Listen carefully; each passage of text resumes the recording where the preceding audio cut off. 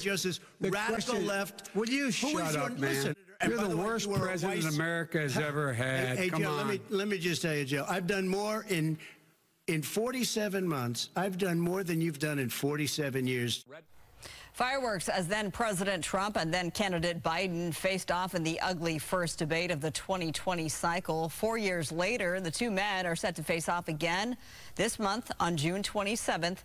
This as Trump holds a slight lead over Biden, 46.3% to 45.8%. This is according to the Real Clear Politics average of polls. With so much on the line for the current president, political analyst and Democratic consultant Brian Goldsmith has a new column in The Atlantic. You see it here. It's titled, How Biden Can Win This Debate. Brian Goldsmith joins me now to talk more about his latest article. Congratulations on your work in The Atlantic. Thanks for being with me tonight. Thanks, Marla. It's great to see you. Yeah, usually you're with your buddy Alex, but you got me tonight, Brian, so appreciate you. State of the race heading into debate number one. We're just over 3 weeks out. How do you see the state of the race currently? Well, this race has been remarkably stable for almost a year.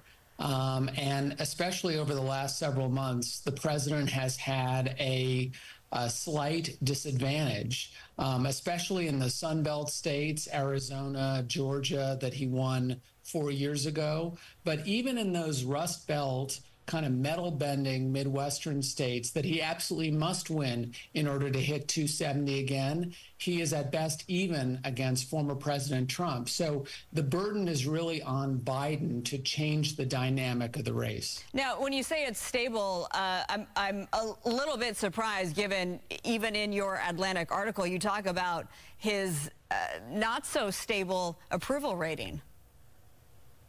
Well, stable at a place that is disadvantageous for the president. And of course, we also don't know the effect of the 34 felonies that a jury of 12 Americans just found President Trump guilty of. And so this all needs a little while to cook. Sure. But the bottom line is that President Biden would not be agreeing to the earliest debate in American history, the earliest televised general election debate, if he didn't want to shake things up. Yeah, certainly. And, we know that Trump has been raising money left and right. I think his campaign says they've raised close to $200 million since the conviction on those 34 felony counts on Thursday. Okay, let's get to the heart of your article. You have 3 main points for Biden to accomplish in order to win this debate, beginning with inflation and tackling that head on. Well, that is his single biggest challenge, Marla. The cost of living, the cost of basic goods, groceries, gas, house payments, car payments. And the president's political superpower has been empathy. And he needs to bring a little more of that empathy to this discussion. Instead, his responses on the economy have been factually accurate. We're not in a recession. The economy's growing. He's produced millions of jobs.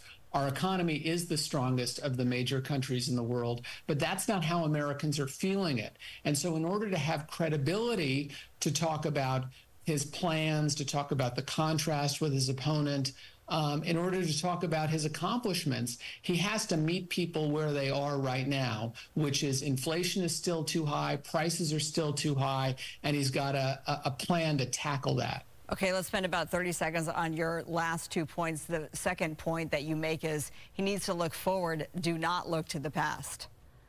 Elections are not an award for past performance. He needs to spend as much time on an agenda of what voters are going to get in the future as he does what he's accomplished already. And number 3, your point is to go after Trump and to target him.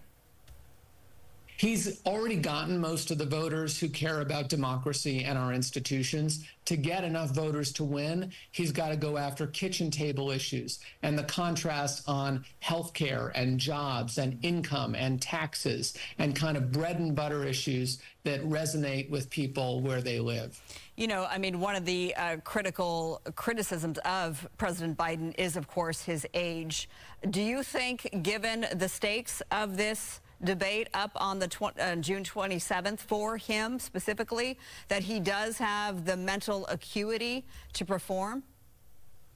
Yes, he does. But what is important is voters' perception, not necessarily the reality. And his age isn't changing. He can't change that. But what he can change is some of the arguments that he uses to connect with voters. And that was really the point in my piece. Yeah. Well, you make your points loud and clear. If you'd like to read Brian Goldsmith's latest work, it is in The Atlantic. Again, it is titled How Biden Can Win the Debate. Brian, thanks again for being with me tonight. Thanks so much, Marla.